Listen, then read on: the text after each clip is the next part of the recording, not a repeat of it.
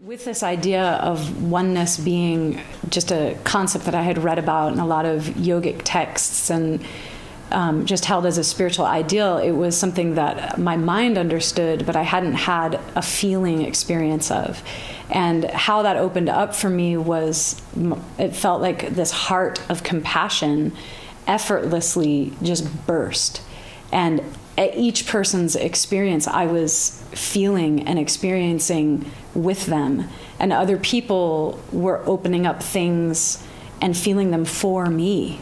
I felt that happening throughout the whole experience.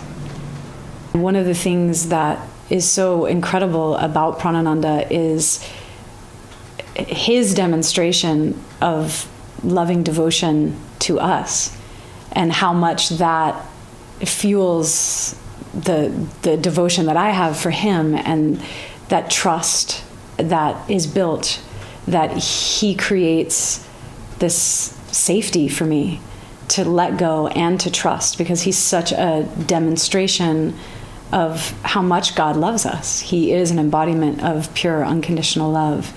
And when he holds me and puts his hand onto my heart, he's putting into me this knowing that I'm safe, that I am loved, that it's okay, that I can trust and let go. So those were some of the moments that I had very profoundly with him this beautiful retreat. What is it unique about Pranananda that separates him from different masters? He's just genuine. He's genuine. He's not. He's a cool guru. You know, that's how I describe him. And he's accessible. I can see myself in him, and he has a way of relating that just relates to everyone on every. And he doesn't create this kind of vibe of I'm up here and you're down here, kind of, you know, master student kind of feeling. He's just equal, but just his presence alone, you know, you just feel it as soon as he enters the room. And for me, it's his teaching that really just captivates me. Is it the way that he communicates? Oh, just incredible, yeah. Hence why I'm getting involved with Louix TV, I guess, because I see that the potential of getting him to the world stage, you know, because he has a way of teaching that needs to get out to the world. You know, I've never seen anything like it. He just nails it, absolutely nails every question, in my opinion. I'm sure it's shared with everyone else who has been in touch with him, or has been in touch with his teachings, at least. And that's the first thing that ever captivated me, really. It was actually a tape that you gave me. The teachings was the thing that captivated me. And it might be different for everyone, but for me, it's his teachings. One of the best parts, one of the best experiences is being around the people who are so diverse and come from so many different walks of life and from so many geographically different places in the world. That's one of the coolest things, that they're all brought together, you know, to listen to the master. So I find that a really wonderful part of the experience. It just adds a beautiful flavor to the whole thing. So I got the impression that a lot of the people in the room were healers. And I'm a physician, so I feel some sort of kindred spirit there. Although in a scientific way, as opposed to the spiritual, holistic sense of the healer. So it was amazing to me that there were so many people in the room who do this for a living. I felt that it was unusual to me because I didn't think that those would be the people that would be at this type of retreat. I don't know why. I think that they're people who should kind of know it already. So, but I realized that the reason that they're there, most likely, from my humble interpretation, is to refine and improve those skills. And as a physician, I know that we're always refining, improving, and learning our skills and improving them. And so it kind of makes sense. It made sense to me that there were those people in the room also. It wasn't just people who, had lived through horrible circumstances or were dealing with tragic events that were trying to get help. I mean, these are people who were helping other people. So I thought that was just fantastic. And it reinforces to me, the type of master and that the guru is. He is the person who helps the healers heal. So I just that thought was sort of a revelation to me, and I thought it was beautiful because I think I can use that to help other people as well. As Pranananda's tendering people and giving them, as they're laying their lives down in front of him and going, wow, this is, I have this situation, and laying this down in front of him, how he unravels that so gracefully, so beautifully, lovingly, compassionately, with firmness, with all those flavors, so masterful.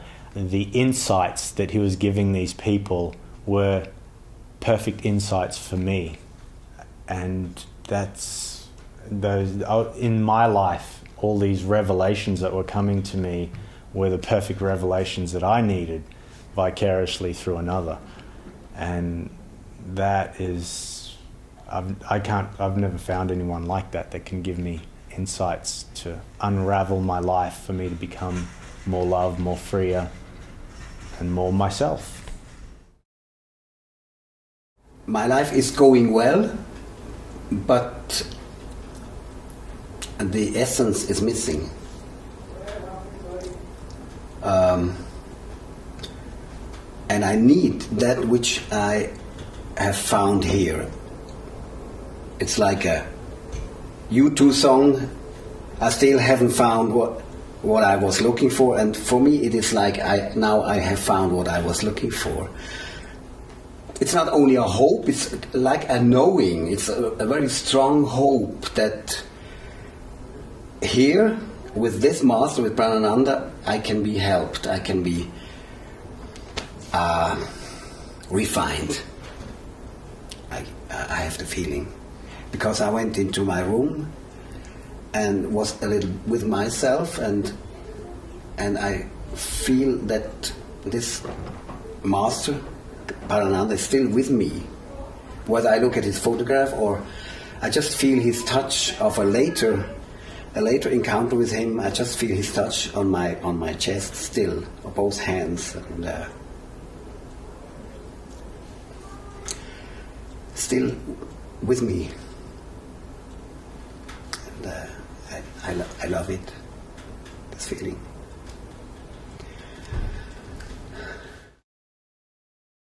Yeah, I feel a opening in my chest. I feel tingling all over my body.